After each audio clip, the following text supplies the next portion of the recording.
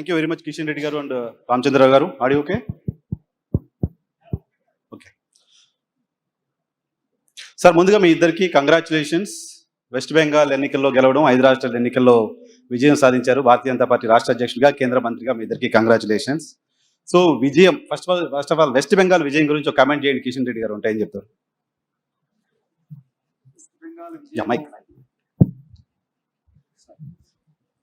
West Bengal విజయం BJP విజయం అనుకున్నాను. బీజేపీ విజయం అది బీజేపీ విజయం అనుకున్నాను. అనుకోరా? అనుకోను. ఎందుకంటే వెస్ట్ బెంగాల్ ప్రజల విజయము, ప్రజాస్వామ్య విజయము అనేటువంటి ఒక మాటలో చెప్పాలంటే ఇది. ఓకే, మీరు కేంద్ర కేబినెట్ మంత్రిగా ఉన్నారు. సో భారతీయ జనతా పార్టీలో సుదీర్ఘకాలం మీ రాజకీయం అక్కడి నుంచే మొదలుపెట్టి యువ మోర్చా నుంచి ఇప్పుడు కేబినెట్ మంత్రి దాకా వచ్చారు. సో భారతీయ జనతా పార్టీ దేశవ్యాప్తంగా అప్రతిహాస విజయాలు సాధిస్తూ వస్తోంది. మోదీ గారి భాషలో చెప్పాలంటే 100 విజయాలు, సెంచరీ కొట్టాం. సెంచరీ ఓటమి రాహుల్ గాంధీకి, సెంచరీ విజయాలు మాకు అని. ఎందుకు తెలంగాణ లేకుండా పోతుంది? దానిలో ఎవరన్నారు? తెలంగాణలో ఎందుకు తెలంగాణలో లేదనుకుంటున్నారు? తెలంగాణలో భారతీయ జనతా పార్టీ ప్రభుత్వం, ఎందుకంటే గత పార్లమెంట్ ఎన్నికల్లో 50% సీట్లు బీజేపీ గెలిచింది. ఆ తర్వాత జరిగినటువంటి ఎమ్మెల్సీ ఎన్నికల్లో కాంగ్రెస్ కానీ, టీఆర్ఎస్ కానీ, ముఖ్యమంత్రి ప్రచారం చేసిన కానీ ఒక ఎమ్మెల్సీ సీట్ ప్రజలు ఓట్లేస్తారు. ఆ 2 సీట్లు బీజేపీ గెలిచాం. కాబట్టి తెలంగాణలో గెలవదని అనుకుంటారు. బీజేపీ లేదన్నట్ల. బీజేపీ ఎప్పుడు తెలంగాణలో ఎప్పుడు సెలబ్రేట్ చేసుకుంటారు అంట? తప్పకుండా డెఫినెట్ గా మీరు అన్నట్టు మీ అందరి ఆకాంక్షలకు అనుకూలంగా వచ్చే శాసనసభ ఎన్నికల్లో మేము తప్పకుండా గెలుస్తాం. మా టార్గెట్ ఒరిస్సా, వెస్ట్ బెంగాల్, తెలంగాణ 3 రాష్ట్రాలు ఉండేది. 2 రాష్ట్రాలు పూర్తయినాయి. తప్పకుండా నెక్స్ట్ టార్గెట్ తెలంగాణ ప్రజల ఆశీస్సులతో, తెలంగాణ ప్రజల ఆకాంక్షలతో, తెలంగాణ అభివృద్ధి కోసం, తెలంగాణ ప్రజలకు సంబంధించినటువంటి ఉద్యమకారుల ఆకాంక్షలు నెరవేర్చడం కోసం తప్పకుండా తెలంగాణలో వచ్చే శాసనసభ ఎన్నికల్లో మేము జెండా ఎగరేయాలనేటువంటి ఆకాంక్షతో ఉన్నాం. ఆ దిశలోనే మా కార్యాచరణ ప్రణాళిక ప్రారంభిస్తాం. Right sir. రామచంద్రరావు గారు మైక్ సార్ ప్లీజ్. సో మన ప్రోగ్రామ్ ఎజెండానే కమింగ్ 10 years లో బీజేపీ ఎజెండా ఏంటి అని. So BJP agenda as a party తెలంగాణలో మీ ఎజెండా ఏంటి కమింగ్ 10 years లో? ఒకటి, ఫస్ట్ 10 years లో ఇప్పటికీ మా పార్టీ యొక్క సంస్థాగతంగా అయితే మేము బాగా బలం పుంజుకున్నాం. దాదాపు 35,000 బూత్లలో మా కమిటీస్ ఉన్నాయి ఇప్పుడు ఉన్న దాంట్లో అన్నిట్టుగా. మేము నెక్స్ట్ 10 years లో ఈ 5 years మాకు 2.5 years నెక్స్ట్ ఉన్నది. మాకు ఎలక్షన్స్ రాబోతా ఉన్నాయి. Our first target is to come to power in Telangana. అది 2028 or 29 whenever the elections take place. ఇది మా ఫస్ట్ టార్గెట్. దాని తర్వాత భారతీయ జనతా పార్టీ ప్రభుత్వం వచ్చిన తర్వాత ఈ యొక్క రాష్ట్రంలో ఇప్పటి వరకు 2 పార్టీలు కూడా వారు చేసినటువంటి తప్పిదాలని కరెక్ట్ చేయటము, తర్వాత డబుల్ ఇంజన్ సర్కార్ అనేటటువంటి ఒక ఈ రాష్ట్రంలో ఆ పరిపాలన తీసుకొచ్చి ప్రజలకు ఎంతవరకు అయితే ఏదైతే మోదీ గారి ఒక అనేకమైనటువంటి పథకాలని దూరం పెడుతూ ప్రజలకు అందకుండా చేసేటువంటి ప్రయత్నం చేశారో అవన్నీ కూడా వారికి అందేటటువంటి ప్రయత్నం చేసి, అది ఇల్లు కావచ్చు, మెడిసిన్ కావచ్చు, వైద్యం కావచ్చు, ఎడ్యుకేషన్ కావచ్చు, ఇదే కావచ్చు. ఈ 10 years కూడా, ఎందుకంటే ఒక్కసారి మేము గెలుస్తే మీరు ఎక్కడే చూడండి Bharatiya Janata Party it is again winning in those states because of our good governance, because of our peoples friendly governance. మీరు మధ్యప్రదేశ్ చూడండి, వీఆర్ వన్ కాన్సిక్వెంట్. నా పాయింట్ ఏంటంటే, సో బీజేపీ గెలిచిన రాష్ట్రాల్లో మళ్ళీ గెలుచుకుంటూ వస్తుంది. No doubt. 10 years అడిగారు కాబట్టి నేను చెప్తా ఉన్నాను. కంటిన్యూస్గా because I have to think of this. 10 years రావాలంటే next I have to come to power. Okay. So my first target is to come to power. మీరు భవిష్యత్తు గురించి మాట్లాడుతున్నప్పుడు మనం ఇప్పుడు గతంలో చేస్తున్న తప్పులేంటో తెలియాలి. మీరు అబ్జర్వ్ చేసిన మిస్టేక్ ఏంటి సార్? భారతీయ జనతా పార్టీ అయిపోయింది, భారతీయ జనతా పార్టీ పవర్లోకి వస్తుంది అనిపిస్తుంది, సడన్ గా డ్రాప్ అవుతాం. పవర్లోకి వచ్చేస్తుంది అనిపిస్తుంది, సడన్ గా అది చూస్తున్నాం చాలా సార్లు. మీరు అబ్జర్వ్ చేసిన మిస్టేక్ ఏంటి భారతీయ జనతా పార్టీ తెలంగాణలో? మేము అబ్జర్వ్ చేసే మిస్టేక్ అండి, I don't call it mistake. Okay. కానీ డెఫినెట్గా మేము 2 బైపోలరైజేషన్స్, అంటే గతంలో కానీ ఇప్పుడు కానీ 2 పొలిటికల్ పార్టీస్ మధ్యన ఎప్పుడైతే ఫోర్సెస్ డివైడ్ అయి ఉంటాయో, అంటే పొలిటికల్గా డివైడ్ అయి ఉంటుందో, third force and third entry చాలా కష్టమవుతుంది. అది it takes time. But now time is there for BJP. ఇంతకుముందు మేము ఎందుకు ఎదగలేకపోయినామనంటే because there was bipolarized politics in Telangana. ఇప్పుడు అట్లా లేదు. మీరు చూడండి, ఇప్పుడు ఇంతకుముందు కిషన్ రెడ్డి గారు చెప్పినట్టు మీకు 8 ఎంపీలు గెలిచినాం, 8 ఎమ్మెల్యేలు గెలిచినాం, 2 ఎమ్మెల్సీలు గెలిచినాం. We got good number of local body election బాగా వచ్చింది, పర్ఫార్మెన్స్ బాగుంది. సో దెర్ ఫోర్ బైపోలరైజేషన్ లో we could not make. So I don't say తప్పిదాలు మీరు చేసిన కాదు, ఇప్పుడు కూడా బైపోలర్ ఉంది కదా. ఈ బైపోలరైజేషన్ లేదు. మీ అందుకంటే I'm giving this example. Parliament election zero, Congress power లో ఉంది, బీఆర్ఎస్ ప్రతిపక్షంలో ఉంది. బీఆర్ఎస్ చూడట్లేదు. Parliament BRS zero. Okay, so you must go with that parameter. Parliament వాళ్ళు జీరో వచ్చారు కాబట్టి so there is no BRS, there is BJP, Congress. Definitely in Telangana, people have seen BRS, people have seen Congress. Now they want to see BJP. English of సామెత ఉన్నది, those heard songs may be sweet, but those that unheard are more sweeter. So we will be more sweeter than all these people. Okay okay, Kishan Reddy గారు, so Bharatiya Janata party ఎదగడానికి సంబంధించి ఉన్న mistakes గురించి రామచంద్ర పాషా చెప్పారు. By parties ఉన్న దగ్గర ప్రాబ్లం అవుతుంది. But recent election examples లోనే మనకి బై పార్టీస్ 5 దశాబ్దాలుగా ఉన్న తమిళనాడు రాష్ట్రంలో ఒక కొత్త ఫోర్స్ ఎమర్జ్ అవ్వడం చూసాం కేవలం 2 సంవత్సరాల్లో. సో దేశవ్యాప్తంగా 12 ఏళ్లుగా మోడీ సుపరిపాలన అందిస్తున్నారు అని భారతీయ జనతా పార్టీ క్యాంపెయిన్ చేసుకుంటున్న క్రమంలో ఎందుకు తెలంగాణ ప్రజల్ని ఆ సుపరిపాలన అటాక్ చేయలేకపోతుంది? మీరు అదే అడుగుతున్నారు. ఇంతకుముందే చెప్పాను, 50% సీట్లు లోక్సభ తర్వాత ఎలక్షన్ జరగల. ఓకే, లేటెస్ట్ ఎలక్షన్స్ 50% సీట్లు నరేంద్ర మోడీ గారి నాయకత్వంలోనే గెలిచాం. ప్రజలు అంత చైతన్యం లేదనుకోకూడదు. ప్రజలకు అన్ని తెలుసు కాబట్టే, మోడీ గారు మళ్ళీ ప్రధానమంత్రి కావాలి కాబట్టే, భారతీయ జనతా పార్టీ తెలంగాణలో బలపడాలి కాబట్టే తెలంగాణ ప్రజలు పార్లమెంట్ ఎలక్షన్స్ లో ఓటేశారు. పోలింగ్ బూత్కి వెళ్ళినటువంటి ప్రతి 100 మందిలో 36 మంది బీజేపీకి ఓటేశారు. కాబట్టి అది తక్కువ అంచనా కాదు. అదేవిధంగా గ్రాడ్యుయేట్స్ అంటే ప్రతి గ్రామంలో ఉన్నటువంటి టీచర్ ఓటేస్తారు. టీచర్స్ కాన్స్టిట్యూన్సీ అంటే ప్రతి గ్రామంలో ఉన్నటువంటి 10 మంది కానీ 15 మంది టీచర్స్ ఓటేస్తారు. ప్రతి గ్రామంలో ఉన్నటువంటి పట్టభద్రుడు గ్రాడ్యుయేట్ ఓటేస్తారు. ఆ రకంగా 50% తెలంగాణలో ఈ మధ్యలో ఎలక్షన్ జరిగితే ఆ 2 సీట్లు బీజేపీ గెలవడం జరిగింది. అది సంకేతాలు. ఓకే, కాబట్టి ఎందుకంటే భారతీయ జనతా పార్టీ తెలంగాణలో ఇప్పుడు అధికారంలో 50 సంవత్సరాల పైగా కాంగ్రెస్ పార్టీ పరిపాలించింది. ఆ తర్వాత తెలంగాణ ఉద్యమం నేపథ్యంలో టీఆర్ఎస్ పార్టీ పరిపాలించింది. వాళ్ళ కొంత స్థానికంగా ఉన్నటువంటి నాయకత్వం కారణంగా మేము లోకల్ బాడీ ఎలక్షన్స్ లో ఎమర్జీ కాలేకపోయాం. కానీ ప్రజలు అనుకుంటే ప్రజల్లో మార్పు రావాలి, డబుల్ ఇంజిన్ సర్కార్ రావాలి. తెలంగాణలో ఈరోజు తెలంగాణ పరిస్థితుల నేపథ్యంలో మీరు మళ్ళీ ప్రశ్న అడుగుతారో నేను తర్వాత చెప్తాను. తెలంగాణ పరిస్థితుల నేపథ్యంలో తెలంగాణ డెవలప్మెంట్ కావాలంటే తెలంగాణ ప్రజలు ఖచ్చితంగా భారతీయ జనతా పార్టీ వైపు చూడాల్సినటువంటి అవసరం ఉంది, చూస్తారనేటువంటి విశ్వాసం నాకుంది. మీరు వస్తున్నారు, రామచంద్ర గారు వస్తున్నారు. చాలా మంది నాకు భారతీయ జనతా పార్టీకి సంబంధించిన ఫ్రెండ్స్ చాలా మంది అడిగిన మాట, మేము ఎప్పుడు పవర్లోకి వస్తాం సార్, మేము ఎప్పుడు సంబరాలు చేసుకోవాలి, మా వాళ్ళని అడగండి అని రిపీటెడ్ గా చెప్తే దాని గురించి డెఫినెట్ గా మీరు ఆ రకంగా అడగడం మాకు చాలా సంతోషంగా ఉంది. ఎందుకంటే మీ మనసులో ఉన్నటువంటి మాట మీరు ఎవరి మాట ద్వారా వచ్చిందో, లేకపోతే మీ మనసులో ఉందో, లేకపోతే ఆ రకంగా అనేక మంది మనుషుల్లో ఉంది. ఎందుకంటే ఈరోజు తెలంగాణలో భారతీయ జనతా పార్టీ సంబరాలు చేసుకోవడం కోసం భారతీయ జనతా పార్టీ కావాలని కోరుకుంది. గత 12 సంవత్సరాలుగా తెలంగాణ ఏర్పడిన తర్వాత తెలంగాణను పూర్తిగా 2 పార్టీలు డిస్ట్రాయ్ చేశాయి. తెలంగాణ ఆర్థిక వ్యవస్థను పూర్తిగా డిస్ట్రాయ్ చేశాయి. తెలంగాణకు సంబంధించినటువంటి మరి అన్ని రంగాలలో ఈరోజు పూర్తిగా గ్రామీణ ప్రాంతాల్లో రోడ్లు వేయలేనటువంటి పరిస్థితి, స్కూళ్ళు ఉంటే రిపేరింగ్ చేయలేనటువంటి పరిస్థితి, వెల్ఫేర్ యాక్టివిటీ చేయలేనటువంటి పరిస్థితి.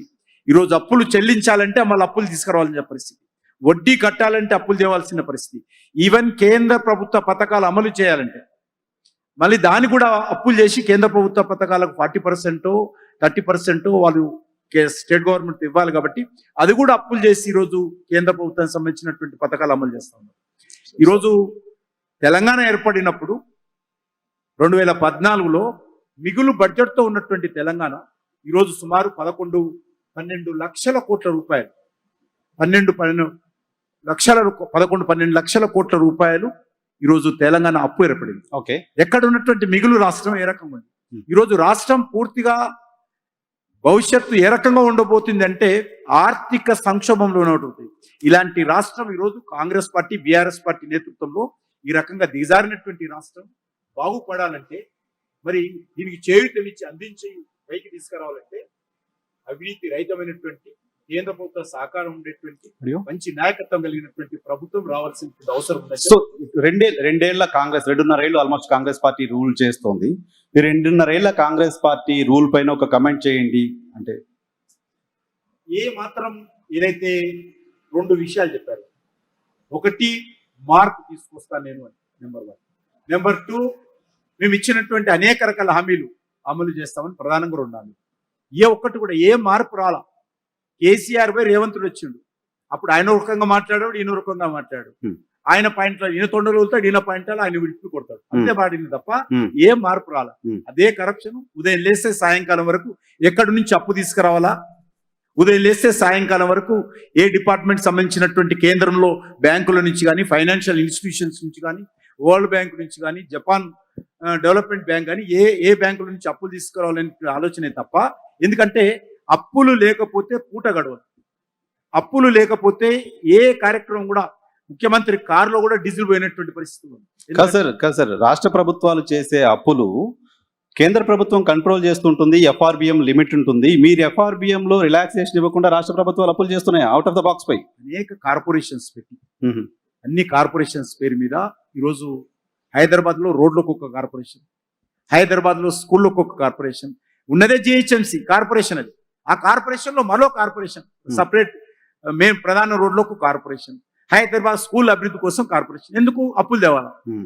కాబట్టి ఈ రకమైనటువంటి పరిస్థితి అప్పుల పేరు మీద ఈరోజు చట్టంలో ఉన్నటువంటి దోసుకులు అడ్డం పెట్టుకుని, ఎందుకంటే మనం కూడా అనలేము అప్పు తేవద్దు, తెలంగాణ అభివృద్ధి జరగకూడదు అనలే, అది పొలిటికల్ పార్టీకి అనలేదు.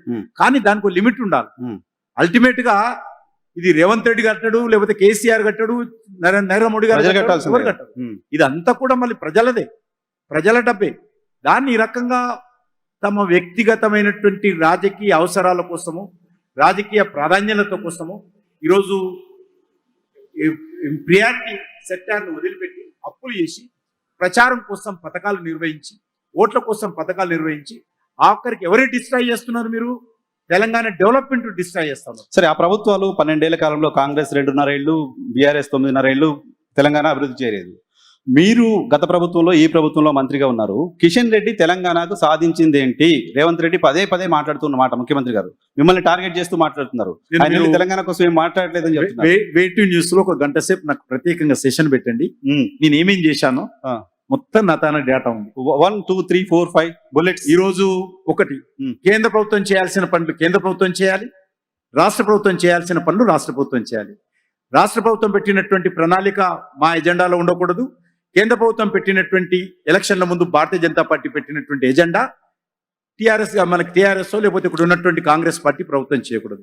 నేను చేయాల్సినటువంటి పనులు, కేంద్ర ప్రభుత్వం ఈరోజు రైతులకు సంబంధించినటువంటి 4 నెలల అకౌంట్ వేస్తా ఉన్నాం.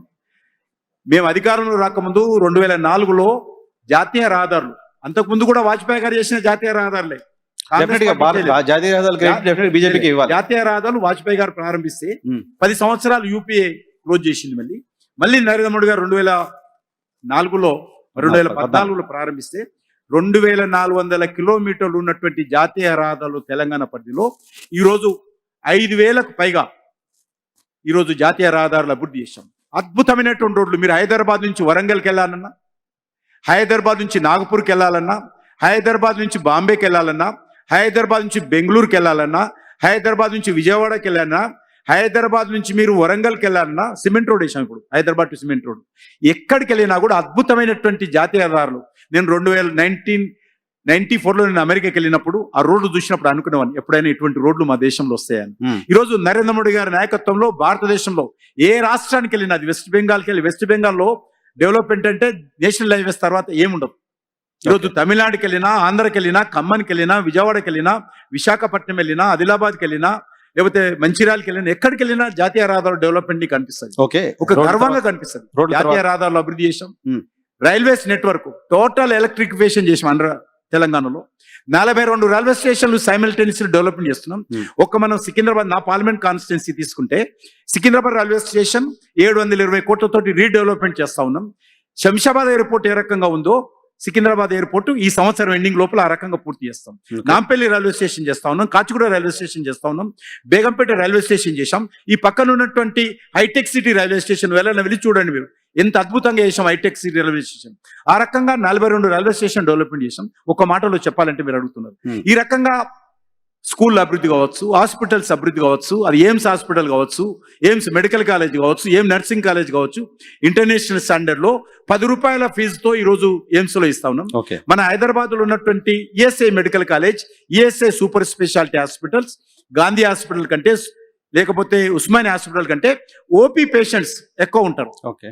ఆ రకంగా ఏ సెక్టార్ తీసుకున్న కేంద్ర ప్రభుత్వం సంబంధించి ఒక స్టాండర్డ్ లో కరప్షన్ అవినీతి రహితంగా ఒక అడ్మినిస్ట్రేషన్ అకౌంటబిలిటీ ఉండే విధంగా నరేంద్ర మోడీ గారి నాయకత్వంలో ఈ రోజు మేము డెవలప్మెంట్ చేస్తా ఉన్నాం తెలంగాణలో. ఓకే. ఓకే. డెవలప్మెంట్ గురించి మీరు చెప్తున్నారు. సరే, డెవలప్మెంట్ గురించి రేవంత్ రెడ్డి గారు చాలా సందర్భాల్లో మాట్లాడుతున్నారు. మీరు ఒక గంట సెషన్ పెట్టమన్నారు. అంత టైం నేను పెట్టలేను కాబట్టి ఇప్పుడు ఆ తర్వాత పెట్టు, డెఫినెట్ గా తర్వాత ఇట్లనే పెద్ద మనుషులందరినీ పిలిచి ఓకే. సీనియర్ సిటిజన్స్ అందరిని పిలిచి పెట్టు. నేను తెలంగాణకి ఏం చేశానో బాగా చెప్తా.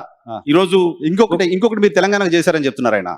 మీరు ఏం చేశారంటే ఇక్కడ బీఆర్ఎస్ ప్రభుత్వంలో జరిగిన అవినీతి పైన మేము కొన్ని విచారణలు వేసి కేంద్ర ప్రభుత్వానికి రాస్తే ఆ విచారణలు జరగకుండా కిషన్ రెడ్డి ఆపుతున్నారు.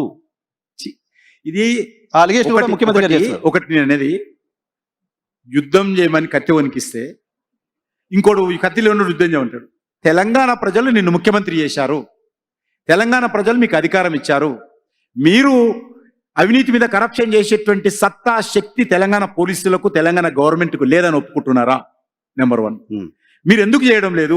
2.5 సంవత్సరాలు అయింది కదా, మీరు ఊరూర తిరిగి మహబూబ్నగర్కి వెళ్తే మహబూబ్నగర్ ఎమ్మెల్యే మీద, మహబూబ్నగర్ మంత్రి మీద, నేను అధికారంలోకి వస్తే ఎమ్మెల్యే సంగతి చూస్తా, ఈయన చేసినటువంటి భూ ఆక్రమణను అరికడతా, టీఆర్ఎస్ ది ఈ ఎమ్మెల్యేకి సంబంధించినటువంటి అధికార ఏవైతే అవినీతి ఉందో దాన్ని దర్యాప్తు చేస్తా, శ్రీశైలంకి సంబంధించో లేకపోతే అనేక రకాల ప్రాజెక్టులు ఈరోజు 1,00,000 కోట్లు కక్కిస్తా అని మాట ఇచ్చారు కదా, ఈరోజు ఎందుకు చేస్తలేరు 2.5 years అని అడుగుతా ఉన్నాను.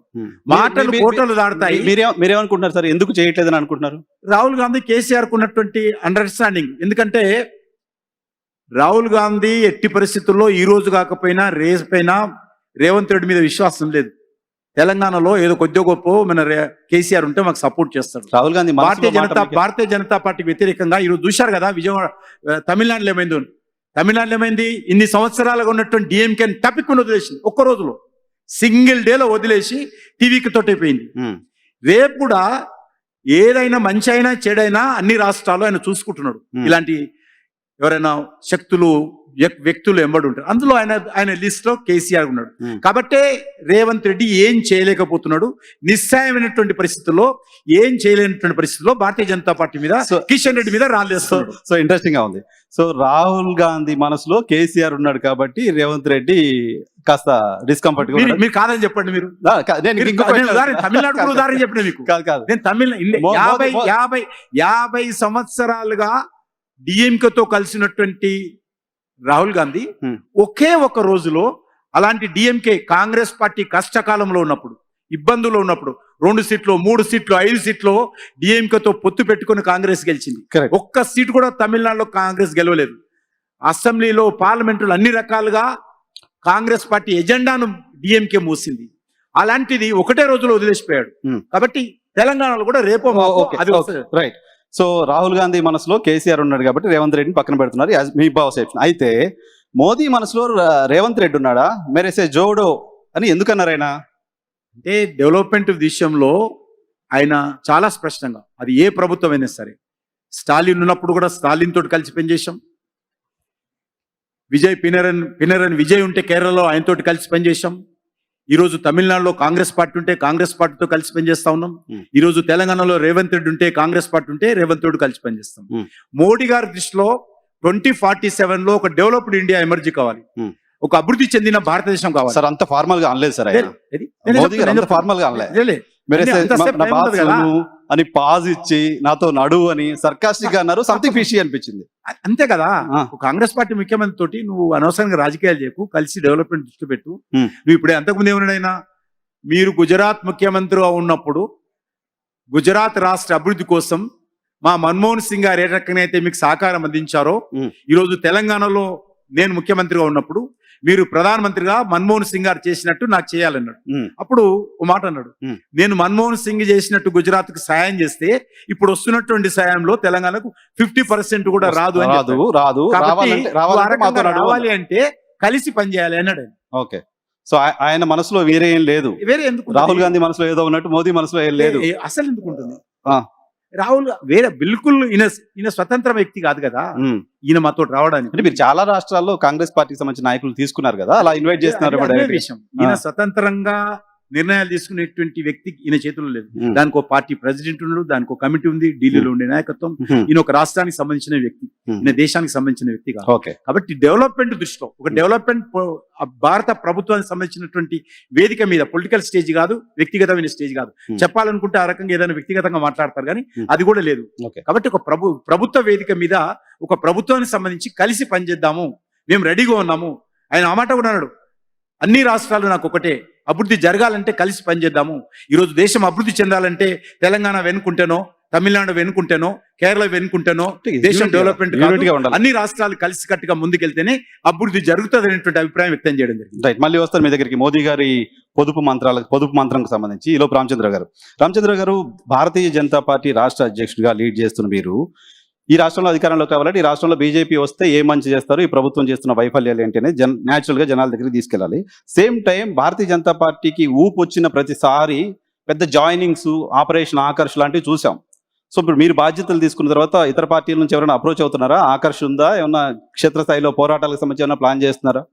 జనరల్ గా ఇవాళ రేపు ఒక పొలిటికల్ పార్టీస్ కూడా పాలిటిక్స్ ఆఫ్ కన్వీనియన్స్ అనేది ఎక్కువ ఉన్నది. మనం అందరికి తెలిసి దాంట్లో దాయాల్సిన అవసరం లేదు. అవి ఎలక్షన్స్ ఇప్పుడు లేవు కాబట్టి డెఫినెట్గా అటువంటి చేరికలు లేవు ఇప్పుడు ఎక్కడ కూడా. బట్ డెఫినెట్గా మాతోని చాలా మంది రావడానికి సిద్ధంగా ఉన్నారు. మా మీద విశ్వాసం పెరుగుతూ ఉన్నది, ప్రజలకు విశ్వాసం పెరుగుతుంది, రాజకీయ పార్టీలో చాలా మంది నాయకులకు విశ్వాసం మా మీద పెరుగుతూ ఉన్నది.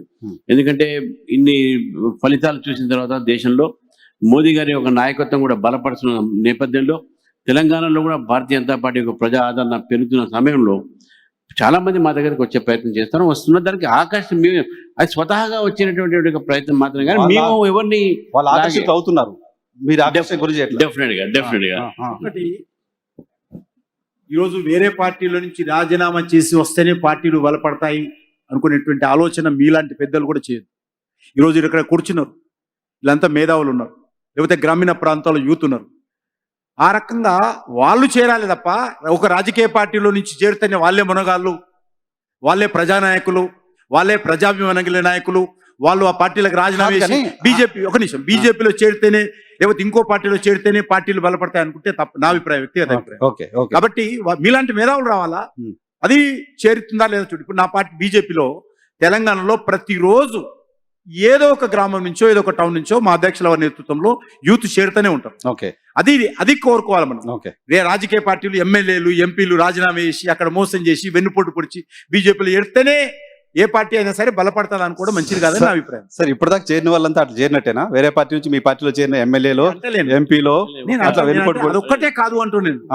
అదొక్కటే అన్న పాయింట్ ఏంటంటే మీరు అన్నారు ఎవరు అందుకే అన్నాను ఆకర్షణ మేము పెట్టట్లేదు, వాళ్ళు ఆకర్షించి చాలా మంది వస్తున్నారు. వారి పాయింట్ ఏంటంటే ఈ రోజు కూడా రోజు మా ఆఫీస్ చూస్తే సినిమా యాక్టర్స్ కానీ, యూత్ కానీ, డాక్టర్స్, లాయర్ చాలా మంది జాయిన్ అయితే ప్రతి రోజు మా ఆఫీస్ జాయినింగ్ ఉంటుంది. మీ మీడియా వరకు చెప్తుంటారు. అయితే ఈ జాయినింగ్స్ పొలిటికల్ పార్టీ నుంచి రావడం ఎందుకు, ప్రజల్లో నుంచే మేధావుల నుంచే రావాలి కదా, వాళ్ళు పార్టీలో చేరండి అని చెప్పి మేము పిలుపునిస్తున్నాం. నేను ఫస్ట్ అధ్యక్షుడు కాగానే నేను పిలిపించినాను, youth and women should join BJP in large numbers అని చెప్పినాం. ఈరోజు మేము 33% రిజర్వేషన్ సిద్ధంగా ఉన్నాం.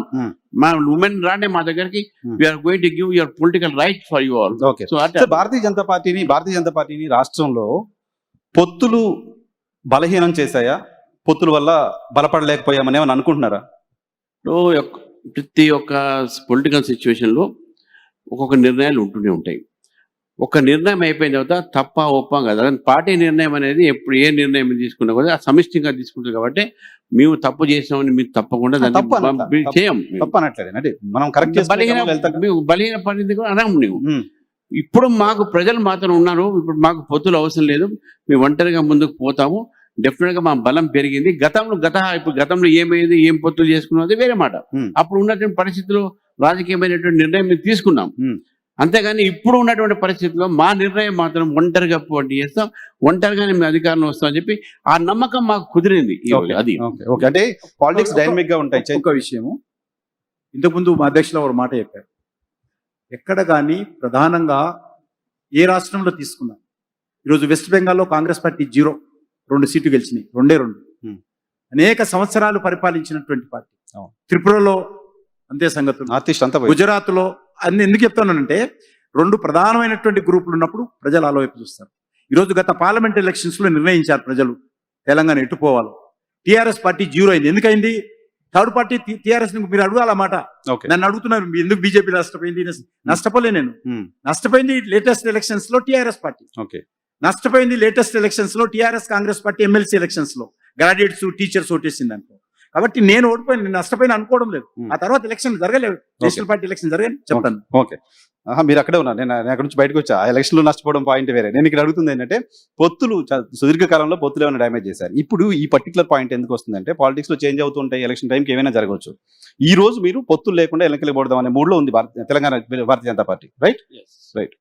ఈ మధ్య మొన్న 10వ తారీఖు రోజు మోదీ గారు హైదరాబాద్ వచ్చిన సందర్భంగా ఇక్కడ ఆంధ్రప్రదేశ్ ముఖ్యమంత్రి చంద్రబాబు నాయుడు గారిని, ఆంధ్రప్రదేశ్ ముఖ్యమంత్రి పవన్ కళ్యాణ్ గారిని కలిశారు. కలిసిన సందర్భంగా ఒక చర్చ మళ్ళీ ఏం స్టార్ట్ అయిందంటే తెలంగాణలో జనసేన, బీజేపీ, టీడీపీ కలిసి పనిచేయబోతున్నాయా అనే ఒక చర్చ స్టార్ట్ అయింది. చర్చ స్టార్ట్ అవడానికి సంబంధించిన సబ్స్టాన్షియల్ ఎవిడెన్స్ ని మోదీ గారే ఇచ్చారు. కటసి కాల్స్ ని రాజకీయ యాంగిల్ మీరు చూడము. ఒకటి, రాజకీయ పరిస్థితులు ఆంధ్రాలో వేరే, ఆ రాష్ట్రంలో ఈ రాష్ట్రంలో వేరే ఉన్నాయి. ఈ రాష్ట్రంలో అక్కడ ఉన్నటువంటి మా ఎన్డీఏ పార్ట్నర్స్ కాబట్టి వి రెస్పెక్ట్ దెమ్. బట్ ఇక్కడ పొలిటికల్ గా we are the persons are leading the entire political movement కాబట్టి against the Congress or BRS, దాన్ని మేము దృష్టిలో పెట్టుకొని మేము ఒంటరిగా పోతున్నాం చెప్తున్నాం. ఇక్కడ the situation, political situation is that BJP should go alone అనేది మాకే ఉన్నది. ఇక్కడ we respect our NDA partners, Chandrababu Naidu గారు కానీ, పవన్ కళ్యాణ్ గారు కానీ. బట్ ఇక్కడ వాళ్ళు ఎప్పుడు మమ్మల్ని కోరలేదు, మేము కూడా వాళ్ళని కోరలేదు. We are going alone and we hope that people will understand the situation in Telangana politics. సరే, హైపోథెటిక్ కాకపోతే ఎలక్షన్ జరిగితే మీ పార్ట్నర్ పార్టీ కాకపోయినా చంద్రబాబు నాయుడు గారు, పవన్ కళ్యాణ్ గారు వచ్చి ఇక్కడ క్యాంపెయిన్ చేయొచ్చు. Definitely చేయొచ్చు. We don't stop them. Tamil Nadu కూడా వెళ్ళి చేశారు కదా చంద్రబాబు. చేశారు కదా, చేస్తాం. NDA, because that's what I'm telling. NDA different states or different situations ఉన్నాయి. Here BJP is alone. There it is BJP is with NDA. Here NDA partners, NDA leaders can come and campaign for us. కూటమిలో ఉండకపోవచ్చు కానీ campaign చేయొచ్చు. చంద్రబాబు నాయుడు గారైనా, పవన్ కళ్యాణ్ గారైనా తెలంగాణలో BJP campaign చేయొచ్చు. ఒక పొలిటికల్ పార్టీ కావాల్సిన ఓట్లు కదా సార్, అంతే. మరి వారి వల్ల మాకు ఓట్లు ఎందుకోదండి. Right sir. కిషన్ రెడ్డి గారు, మీరు మోదీ గారి పొదుపు మంత్ర మా హైదరాబాద్ నుంచి మొదలు పెట్టారు. అయినా పెట్రోల్, డీజిల్ ధరలు ఆల్రెడీ ఈ రోజు ₹3 పెరిగాయి. సో దానిపైన రాహుల్ గాంధీ గారు విమర్శలు చేస్తున్నారు. ఎన్నికలు ఉన్నాయి కాబట్టి 2 నెలల పాటు దాన్ని దాచిపెట్టి ఎన్నికలు ముగిసి పవర్లోకి వచ్చిన తర్వాత సడన్ గా పెట్రోల్ పెంచేశారు, ఇప్పుడు దేశ ప్రజలకి జాగ్రత్తలు చెప్తున్నారు అని. పొదుపు అనేటువంటిది ఇది ఒక కేంద్ర ప్రభుత్వానికో, లేక భారతీయ జనతా పార్టీకో, లేకపోతే నరేంద్ర మోడీ గారికో, లేకపోతే వ్యక్తికి సంబంధించినటువంటి అంశం కాదు.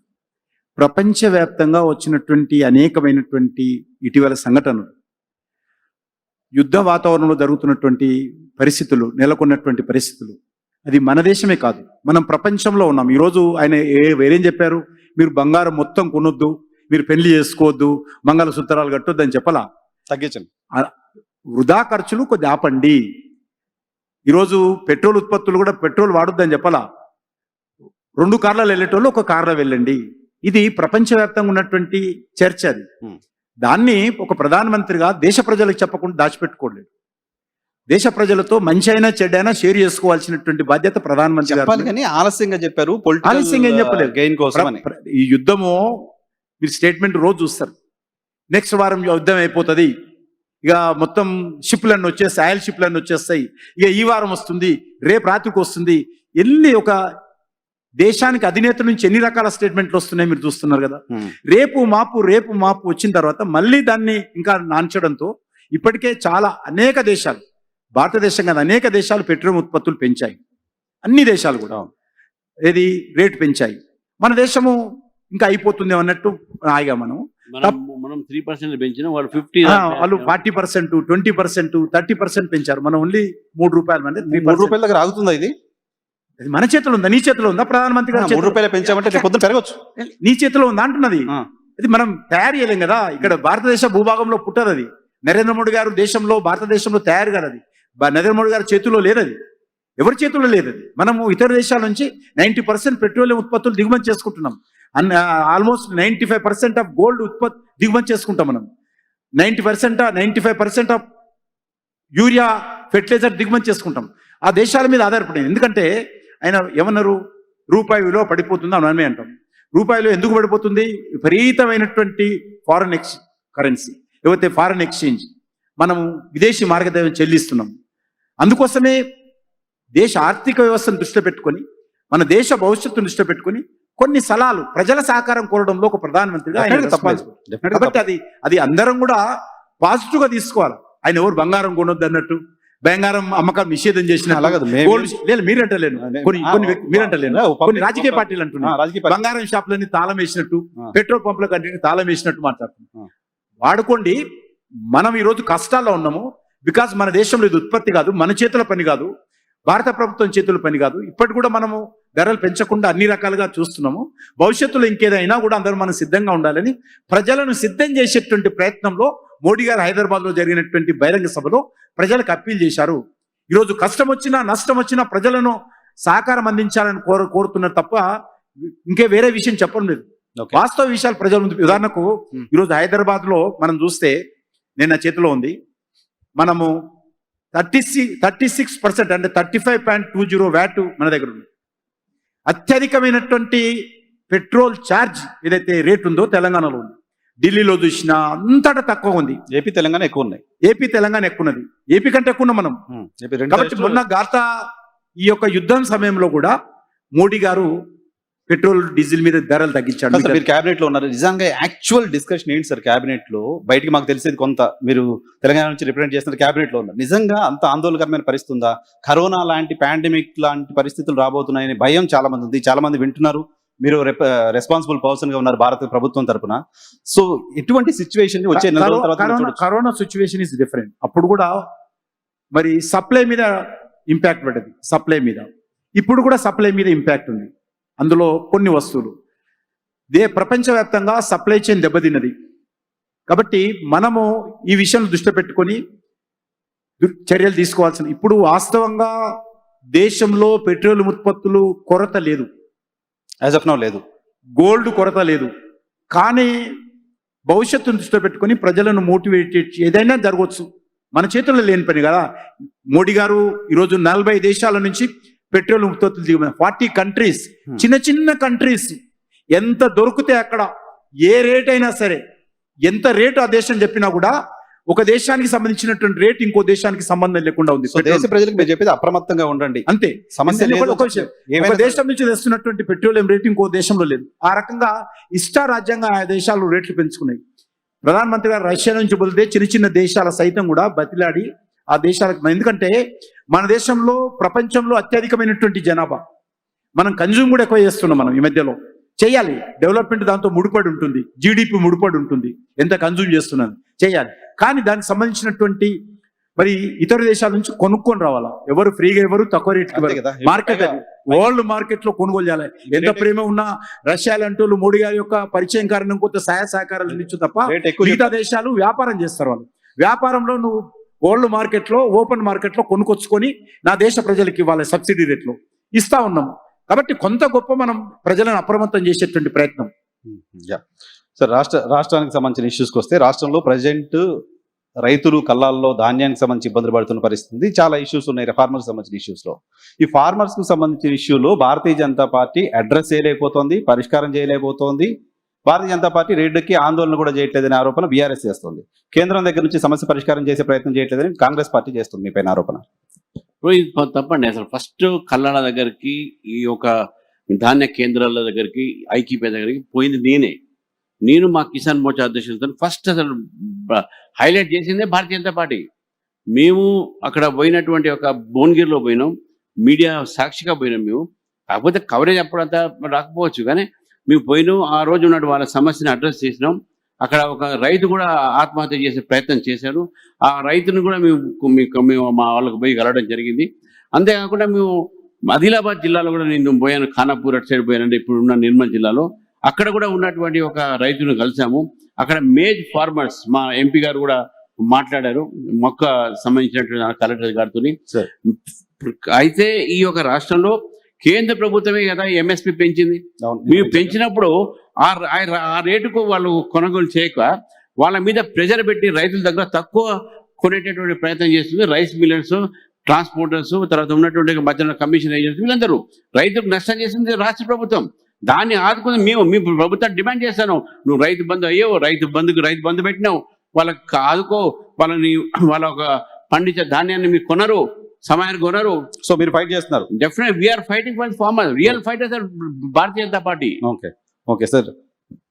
ధాన్యం కొనుగోలు కానీ ఇతర రైతులు పండించేటువంటి ఉత్పత్తులు కానీ ఈరోజు ఖర్చు పెట్టేది వాటి మీద కేంద్ర ప్రభుత్వం. ఈరోజు ధాన్యం కొనుగోలు మీద కూడా ట్రాన్స్పోర్ట్ ఎక్స్పెండిచర్, బస్తా కట్టేటువంటి దారము, మరి బ్యాంకుకి సంబంధించినటువంటి ఇంట్రెస్ట్ అంతా కేంద్ర ప్రభుత్వం ఇస్తారు.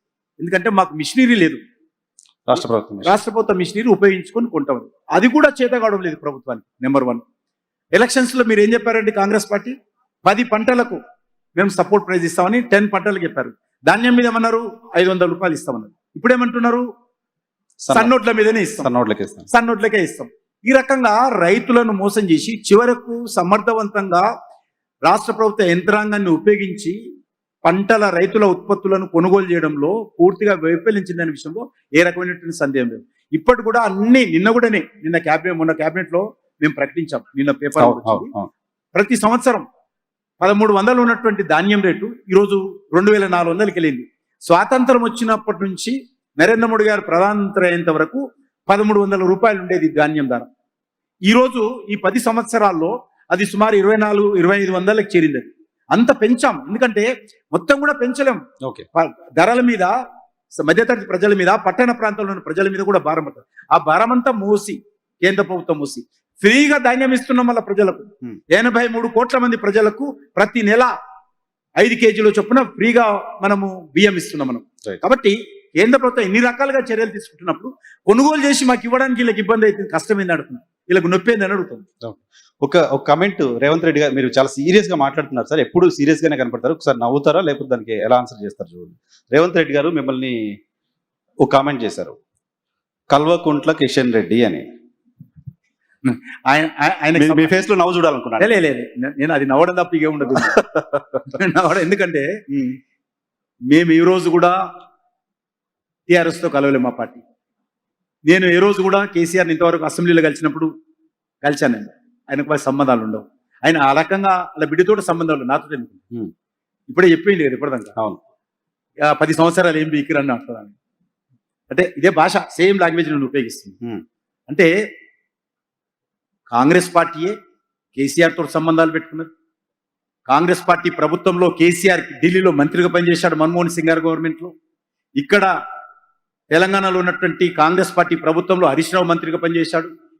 ఎన్నికల్లో పొత్తు పెట్టుకున్నారు, విడాకులు అయిపోయినాయి కదా. మేము ఎప్పుడు పెట్టుకోవాలి, అదే చెప్తున్నాను. ఈ రోజు వరకు కూడా మేము టీఆర్ఎస్ కోర్టు తోటి ఏ ఎలక్షన్స్ లో గానీ ఏ పొత్తులో గానీ పర్టికులర్ గా భారతీయ జనతా పార్టీలో కిషన్ రెడ్డి పర్టికులర్ కిషన్ రెడ్డి ఎందుకు పర్టికులర్ కిషన్ రెడ్డి? ఇప్పుడు నేను కేంద్ర మంత్రిని, క్యాబినెట్ మినిస్టర్ ఒక్కనే, ఆయన కౌంటర్ ఉన్నాను ఇక్కడ తెలంగాణలో క్యాబినెట్ మినిస్టర్ ఒక్కనున్నా కాబట్టి కౌంటర్ చేయడంలో అది నేను పెద్ద తప్పు పట్టడం లేదు రేవంత్ రెడ్డి. అంతేగాని కిషన్ రెడ్డి గారి పాప నోట్లో నాలుగు లేదు కాబట్టి అనొచ్చు అని అనట్లేదు. ఉంటారు అనుకో, నేను ఆ రకంగా వాళ్ళలాగా మాట్లాడాను. కండ్లు పీకు గోళీలు ఆడతా, పుట్ట పీకు పేగులు మెడలు వేసుకుంటా, రక్తం తాగుతా, నీ పాయింట్లలో బల్లు దూదుతా, భాష నాకు రాదు. ఇప్పుడు మార్చుకోలేదు. ఇన్ని సంవత్సరాలుగా నేను నాకున్నటువంటి అభిమానులు, నాకున్నటువంటి ప్రజలు, వాళ్ళ ఆశీస్సులు నాకున్నాయి. నా లైన్ నేను మార్చుకోలేదు. మా పార్టీలో కూడా అంటారు, సార్ నువ్వు రేవంత్ రెడ్డి గారు మాట్లాడాలా, కేటీఆర్ లాగా మాట్లాడాలా, లేకపోతే మన కేసీఆర్ లాగా బూతులు తిట్టాలా. నేను ఇప్పుడు మార్చుకోలేను. ఎందుకు నన్ను అంటారు? అది భూతం కాదు కదా, కల్వకుంట్ల కిషన్ రెడ్డి అనేది భూతం కాదు. అటువంటిది ఏదో సెటైర్ మీరు కూడా చేయలేదు. అదే పదం, అదే అగ్రెసివ్ నేచర్ లో ఇది ఒక పదం, అంతే తప్ప దీంట్లో నేను వేరే అనుకోవడం లేదు. అదేమన్నా డ్యామేజ్ చేస్తుంది? అనేక అగ్రెసివ్ మాటలలో ఇది ఒక మాట. అదేమన్నా డ్యామేజ్ చేస్తుందా సార్ మీకు రాజకీయంగా? ఏం లేదు, ప్రజలు నా గురించి తెలుసు. What is Kishan Reddy, everybody nose. నేను విద్యార్థిగా ఉన్నప్పుడు పార్టీ ఆఫీస్ నుండి చదువుకుంటూ వచ్చాను. నా తల్లి, తండ్రి, నా శ్వాస, నా ఆఖరి శ్వాస వరకు కూడా నా పార్టీ, నా జెండని. నాకు కేటీఆర్ కాదు, కేటీఆర్ తాతమ్మలు వచ్చినా కూడా నాకు ఎవరి దగ్గర కాదు. నాకు అన్నిటికీ ముఖ్యం నా పార్టీ. పార్టీ కంటే మించి నా జీవితంలో నేను చివరి శ్వాస వరకు, నాకు అంత్యక్రియలు జరిగేంత వరకు కూడా నా పార్టీ నాకు ఉంటుంది. జెండాతోటే చనిపోతాను, జెండాతోటే అంత్యక్రియలకు వెళ్తాను. కానీ సార్, ఈ తెలంగాణలో ఈ ట్రయాంగిల్ ఫైట్ లో మీరేమో కాంగ్రెస్, బీఆర్ఎస్ ఒకటి అంటారు, బీఆర్ఎస్ ఏమో బీజేపీ, కాంగ్రెస్ ఒకటి అంటుంది. సో ఒక పార్టీ మిగతా 2 పార్టీలు ఒకటి అని చెప్తూ వస్తుంది. అది మీకు ఎక్కువ డ్యామేజ్ చేస్తున్నట్టు అనిపిస్తుంది, పర్టికులర్ భారతీయ జనతా పార్టీ. డెఫినెట్ గా నోరు ఉన్నోళ్ళు కదా, మీలాంటి వాళ్ళు కూడా అలాగే ఇస్తారు ఛాన్స్. లేదు మీకు మీ వాళ్ళు, మీలాంటి వాళ్ళు మీడియా కూడా తెలంగాణలో ఆ రకంగా మాట్లాడే వాళ్ళకి, పాయింట్లలో బల్లు వదులుతున్నటువంటి పార్టీ వ్యక్తులకు, పాయింట్ తిప్పి కొడతా ఉన్నటువంటి వాళ్ళకు బద్మాష్ అంటూ అదే రకంగా మేము మైకులు ఇవ్వడం కాదు, ప్రజలు అధికారం కూడా ఇచ్చారు కదా. లే నేను అట్లంటలేను. ఆ. ఆ రకంగా మాట్లాడుతున్నటువంటి వాళ్ళకే మీడియా అధికారం, మీడియా ఎక్కువ ఇస్తుంది. ఉమ్. మంచిగా మాట్లాడితే ఎవరివ్వరు. ఉమ్. ఈరోజు మనిషి కుక్కను గరిస్తే న్యూస్, ఉమ్. కుక్క వచ్చి మనిషిని గరిస్తే న్యూస్ కాదు. ఈరోజు రాజకీయ 2 పార్టీలు కూడా ఈ రకం అదే పరిస్థితి ఉన్నది. ఉమ్. మనుషులు పోయి కుక్కను గరుస్తారు కాబట్టి అది న్యూస్. ఇప్పుడు ఉమ్. కుక్కలు మనుషులు కలిస్తే న్యూస్ కాదు. ఆ రకంగా వార్తలు ప్రాధాన్యత వస్తుంది కాబట్టి మాలాంటి పార్టీలు కొద్దిగా వెనుకబడి ఉంటాయి. తప్పకుండా ఆ రకంగా న్యూస్ లో కొద్దిగా వెనుకబడి ఉంటాయి. అటువంటి బ్యాచ్ ని, అటువంటి నాయకత్వాన్ని మీరు తెచ్చుకోవాలా? వద్దు, అదే వద్దు. మీరు మారలేరు, ఆ తెచ్చుకోవాలా? రకంగా మేము వేటు న్యూస్ లాంటో లేకపోతే మిగతా ఛానల్ లాంటి ఒక అభిమానం చూరగొనేటువంటి ప్రయత్నం చేయాలి. మాకు ఆ రకమైనటువంటి నాయకులు అవసరం లేదు. ఓకే. రామచంద్ర గారు, తెలంగాణలో ఇప్పుడు ఈ కాంక్లేవ్ జరుగుతున్న సందర్భంగా ఈ ప్రశ్న అడగకపోతే జనరల్ గా నేను విమర్శలు ఫేస్ చేయాల్సి వస్తుంది కాబట్టి ఈ ప్రశ్న అడుగుతున్నా. ఈరోజు మీ పార్టీకి సంబంధించిన కేంద్ర హోంశాఖ సహాయ మంత్రి బండి సంజయ్ గారి కుమారుడికి సంబంధించిన అంశం పైన చాలా పెద్ద చర్చ ఉంది. సరే, ఆ పిల్లోడి పేరు నేను ఇక్కడ తీసుకోదలుచుకోలేదు. సో ఆ ఇష్యూలో మీ పార్టీ ప్రాపర్గా రెస్పాండ్ అయ్యింది అని అనుకుంటున్నారా మీరు? రెస్పాండ్ కదా, ఇప్పుడు తప్పు చేసిన వాడికి రెస్పాండ్ ఎవరు కావాలంటే పోలీస్ ఇన్వెస్టిగేషన్. మీరు దానికంటే అడ్డు పెట్టలే కదా. అది ఒక కుటుంబం. నేను ఫస్ట్ స్టేట్మెంట్ ఇచ్చాను, ఇది ఒక కుటుంబ విషయము.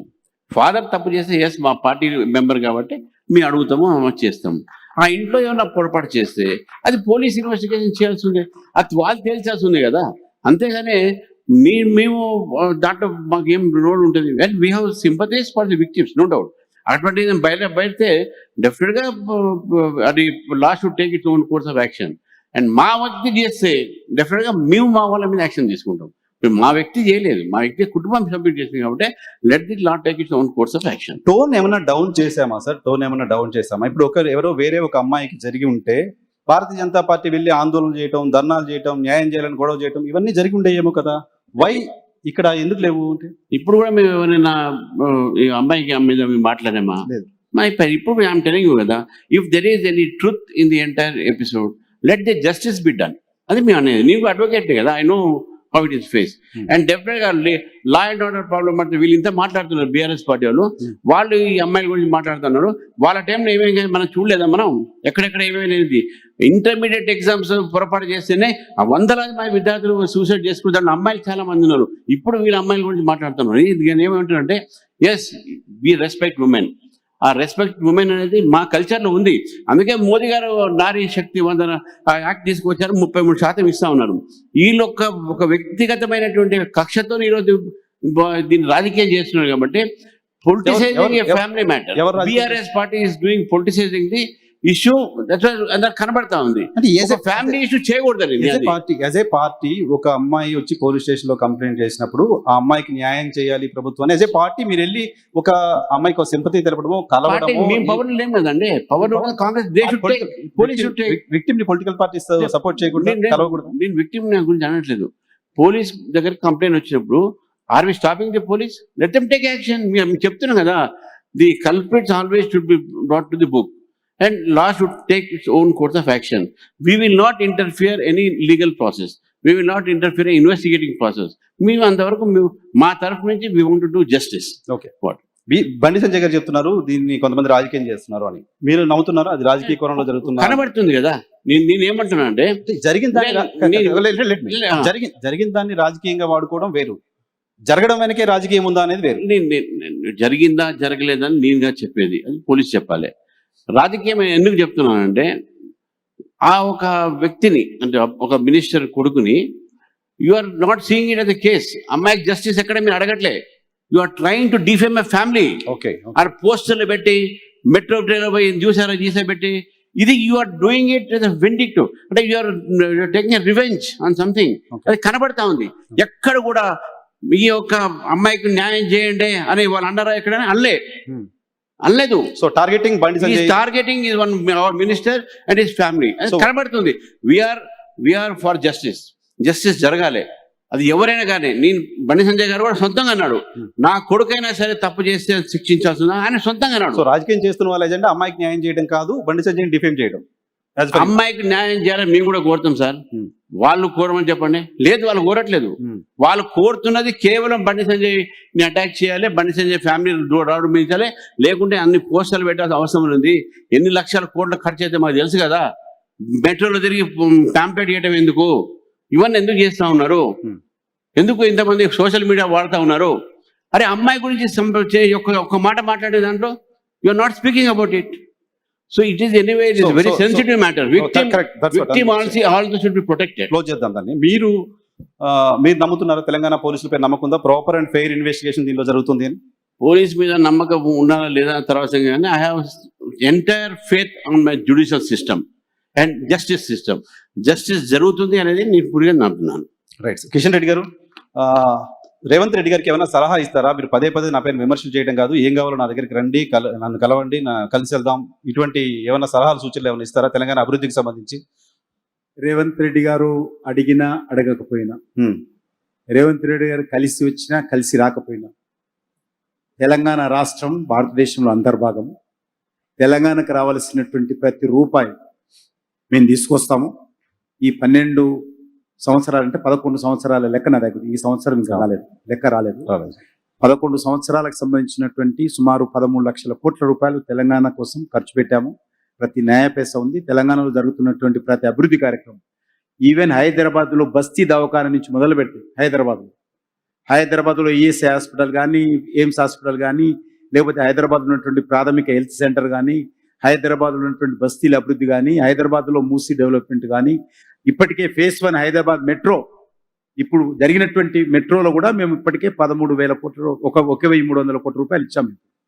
రేపు మెట్రో, ఎందుకంటే నిన్న మొన్ననే ఈ ప్లాట్ఫామ్ నుంచి మీరు ఏమైనా ఒక ఓపెన్ ఆఫర్ ఏమైనా ఇస్తారా? డెఫినెట్ గా ప్రతి విషయంలో కూడా రాష్ట్ర ప్రభుత్వంతో కలిసి పనిచేయడానికి కేంద్ర మంత్రిగా నేను సిద్ధంగా ఉన్నాను.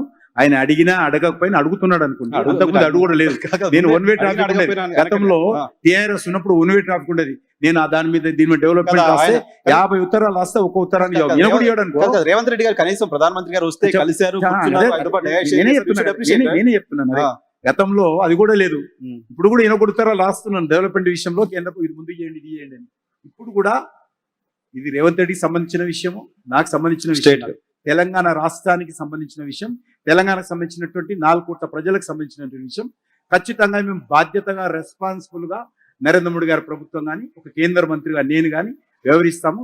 ఏ విషయమైనా సరే, ఏ మంత్రిత్వ శాఖ అయినా సరే, డెఫినెట్ గా 100% నా యొక్క సహాయ సహకారాలు తెలంగాణ అభివృద్ధిలో భారతీయ జనతా పార్టీ తరఫున, నరేంద్ర మోడీ గారి తరఫున, కేంద్ర మంత్రిగా నా తరఫున తప్పకుండా ఉంటుంది. అది ఏదో దయాదాక్షిణ్యం కాదు, నా బాధ్యత. అది our responsibility to fulfil our responsibilities. నాకు ఒక పర్సనల్ క్వశ్చన్ ఉంది, లాస్ట్ క్వశ్చన్ అడిగి క్లోజ్ చేస్తా. దానికంటే ముందు రామచంద్ర గారు, భారతీయ జనతా పార్టీ క్షేత్రస్థాయి కార్యకర్తకు భారతీయ జనతా పార్టీ రాష్ట్ర సారథిగా వచ్చే 10 ఏళ్ళు మనం ఎలా ఉండబోతున్నాం అనే దానికి సంబంధించి ఒక మాట చెప్పండి అండి. మేము ప్రోయాక్టివ్గా ప్రజల కోసం ప్రజల్లో మమైకమై ప్రజల కోసం ఈ ప్రభుత్వం వ్యతిరేకంగా పోరాడతాము. అదేవిధంగా రాబోయే 10 సంవత్సరాలు కూడా మా కార్యకర్తల్ని, మా నేతల్ని మంచిగా ఇంకా ఎక్కువ మంది పార్టీలో వచ్చేటట్టు యువతని, మహిళల్ని, అదేవిధంగా మేధావుల్ని పార్టీకు దగ్గరగా తీసుకోవడం, అదేవిధంగా నరేంద్ర మోదీ గారు తీసుకునే పథకాలని కూడా ప్రజల దాకా తీసుకుపోయే ప్రయత్నం చేయటము, ఇదంతా కూడా మా కార్యకర్తల తరఫు నుంచి నేను పూర్తిగా ప్రయత్నం చేస్తాను.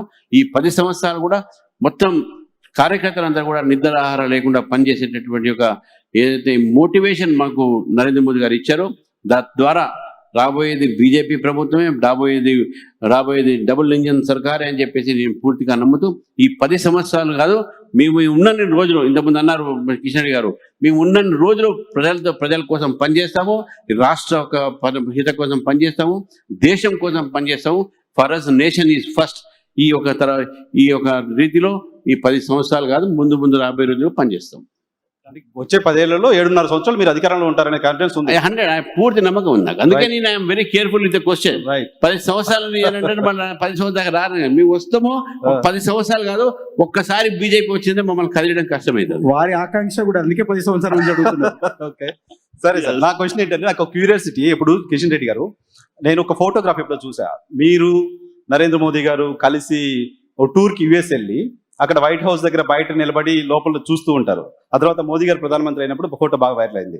సో మీరు మోడీ గారితో కలిసి ట్రావెల్ చేశారు, కలిసి ఒకే రూమ్ లో ఉండుంటారు, కలిసి భోజనం చేస్తుంటారు, కలిసి ట్రావెల్ చేస్తుంటారు కదా. ఇప్పుడు మీరు క్యాబినెట్ లో ఉన్నారు కదా, అప్పుడు ఏమని పిలిచేవారు మిమ్మల్ని? ఇప్పుడు ఆయన ఏమని పిలుస్తారు మిమ్మల్ని? అప్పుడు కిషన్ అనే పిలిచేవారు, ఇప్పుడు కూడా కిషన్ అనే పిలుస్తారు. ఎటువంటి రిలేషన్ ఉంటుంది? అప్పుడు ఆయన మేమందరము అమెరికాలో ముగ్గురం. అనంత్ కుమార్ గారు స్వర్గస్థులయ్యారు, యా, కర్ణాటక. కర్ణాటక. అనంత్ కుమార్ గారు, నేను ఇక్కడ ప్రెసిడెంట్గా ఉన్నాను. గుజరాత్ ఆర్గనైజింగ్ సెక్రటరీగా నరేంద్ర మోడీ గారు ఉన్నప్పుడు 1994లో అద్వానీ గారు అమెరికా గవర్నమెంట్ ఆహ్వానం మేరకు మా ముగ్గురిని ఎంపిక చేయడం జరిగింది. ఒకరు ఆరపోయినప్పుడు 40 రోజులు మేము కలిసి ఉన్నాము. 40 రోజులు కూడా ఆయన 40 days ఉన్నారా? 40 days.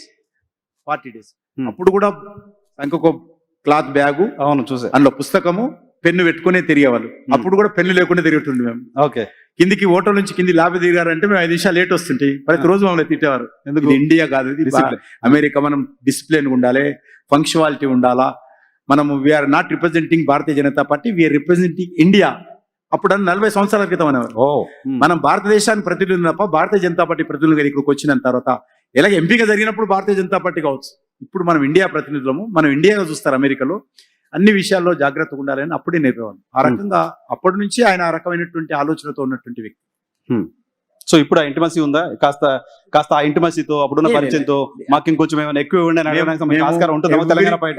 ఎవ్రీ వెడ్నెస్డే ఫంక్షువల్ గా ఎవ్రీ వెడ్నెస్డే 11 o'clock మా క్యాబినెట్ మీటింగ్ జరుగుతుంది. ఏదైనా విదేశాలకో లేకపోతే ఏదైనా ఇంపార్టెంట్ ఫారెన్ డిగ్నిటీ వస్తే తప్ప, లేకపోతే వెడ్నెస్డే కంపల్సరీ కలిసి ఉంటాము. మాకు చాలా స్వేచ్ఛ ఇస్తాడు. క్యాబినెట్లో ఏ విషయమైనా మాట్లాడవచ్చు.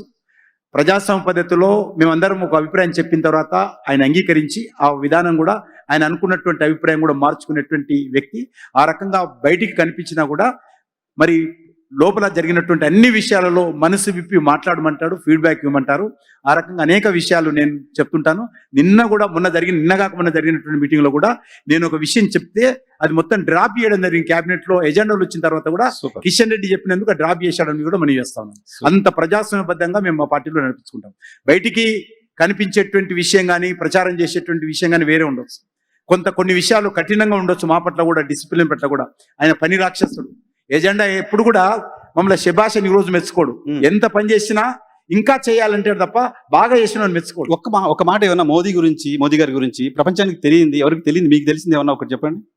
డెఫినెట్ గా ఆయన ప్రపంచానికి తెలిసిన వ్యక్తి. కానీ ఆయన ఎప్పుడు కూడా ఈ దేశం అభివృద్ధి, డెవలప్మెంట్ విషయంలో ప్రపంచ దేశాలతో మనం పోటీ పడాలని కోరుకుంటాడు. మన దేశం దేంట్లో కూడా వెనుక ఉండవు. నాకు పర్సనల్ థింగ్స్ చెప్పండి సార్, జనరల్ థింగ్స్ చెప్పండి సార్. జనరల్ గా కలిసి ఉన్నప్పుడు చేసుకునే విషయాల్లో ఏమైనా మోదీ ఇలా ఉంటారు, మోడీ ఇలా తింటారు, మోడీ ఇలా మాట్లాడతారు. నేను చెప్పాను కదా, ఎన్నడూ కూడా ఆయన మమ్మల్ని మెచ్చుకోడు ఈ రోజు వరకు. ఓకే. ఎంత పని చేసినా కూడా మెచ్చుకోడని చెప్పాను. అదే పని. ఇప్పుడు కూడా అప్రిషియేషన్ ఉండదు. శబాష్ అన్నాడు, ఇంకా చేయాలంటాడు. నువ్వు తప్పు చేసినావో చాలా చేయాలి, ఇంకా చేయాలి. ఆయన ఈరోజు అనేక సంవత్సరాలు ముఖ్యమంత్రిగా, ఈరోజు 12వ సంవత్సరం ప్రధానమంత్రిగా ఉన్నా కూడా ఒక్కరోజు కూడా అలసిపోయినట్టుండాడు ఆయన. ఒక్కరోజు కూడా సెలవు తీసుకోకుండా ఇన్ని సంవత్సరాలుగా సింగిల్ డే కూడా హాలిడే తీసుకోకుండా ప్రపంచంలో ఏదైనా ఒక వ్యక్తి అడ్మినిస్ట్రేషన్ లో ముఖ్యమంత్రిగా, ప్రధానమంత్రిగా ఉన్నారంటే నరేంద్ర మోడీ గారు. మనకందరికి జ్వరాలు వస్తుంటే ఇతర దేశాలకు వెళ్తే జెట్ లాగ్ తోటి ఆయన విమానంలోనే స్నానం చేస్తాడు, విమానంలోనే బట్టలు చేంజ్ చేసుకొని నేరుగా పాలెం ఎయిర్పోర్ట్ లో దిగి నేరుగా ఆఫీస్కి వస్తాడు. మిగతా వాళ్ళలాగా నేను జెట్ లాగ్ అని చెప్పి పడుకోడు. విదేశాల్లో కూడా స్నానం చేసి నేరుగా విదేశాల ఫారెన్ డిగ్నిటీ తోటి మీటింగ్కి వెళ్తాడు ఆయన. అంత కమిట్మెంట్ తో పనిచేస్తున్నటువంటి వ్యక్తి. అది నేను మా పార్టీ అని గొప్ప చెప్పుకోను, నా దేశ ప్రజలు గొప్పవాళ్ళు కాబట్టి ఆ రకమైన వ్యక్తి ఈరోజు ప్రధానమంత్రి అయ్యాడనే విషయం చెప్తున్నాను. రైట్ సార్, చివరిగా క్లోజ్ చేద్దాం, టైం కూడా అయిపోయింది. One word, not more than 1 word. Bharatiya Janata పార్టీకి ఎందుకు ఓట్లు వేయాలి తెలంగాణ ప్రజలు? 1 word. ఒకటే విషయం, చివరి విషయం చెప్తా నేను. అవినీతి రహితమైనటువంటి ఈరోజు మరి డెవలప్మెంట్ ఓరియంటెడ్తో ఉన్నటువంటి ఖాళీ నినాదాలతో కాకుండా కన్స్ట్రక్టివ్గా డెవలప్మెంట్ నినాదంతో ఈరోజు ముందుకు వెళ్ళాలంటే, ఈరోజు గ్రామాల్లో ప్రభుత్వ స్కూల్ రిపేరింగ్ చేయలేనటువంటి పరిస్థితి. సార్ నేను 1 word అన్నాను సార్. మరి ఇది 1 word కింద స్లోగన్ ఇవ్వండి. ఒకటి చెప్తాను. ఇటీవల కేంద్ర బడ్జెట్ లో బీజేపీకి ఎందుకు వేయాలంటే తెలంగాణ మీద ఎంత కమిట్మెంట్ ఉందో. 7 సూపర్ ఫాస్ట్ బుల్లెట్ ట్రైన్లు, high speed railway elevated corridors declare చేస్తే 7, అందులో 5 లక్షల రూపాయలు అయినటువంటి 3 ట్రైన్లు తెలంగాణకి ఇచ్చారు. ఒకటి హైదరాబాద్ టు పూనా, ఒకటి హైదరాబాద్ టు బెంగళూరు, ఒకటి హైదరాబాద్ టు చెన్నై. 5 లక్షల కోట్ల విలువైనటువంటి 3 ట్రైన్లు తెలంగాణకి ఇచ్చారు. తెలంగాణ మీద నరేంద్ర మోడీ గారి సో అభిమానం ఎట్లుందో. కాబట్టి తెలంగాణలో భారతీయ జనతా పార్టీ గెలిస్తే ఇంకా లాభం జరుగుతుంది అనే నా అభిప్రాయం. తెలంగాణ అభివృద్ధి కోసం మోదీకి ఓటేయండి. Definitely, 100%. సో మీ స్లోగన్ నాకు అర్థమైంది. That is the slogan. Right sir, thank you very much Kishan Reddy గారు, రామచంద్ర గారు మా కోసం సమయం కేటాయించినందుకు. Yeah, thank you.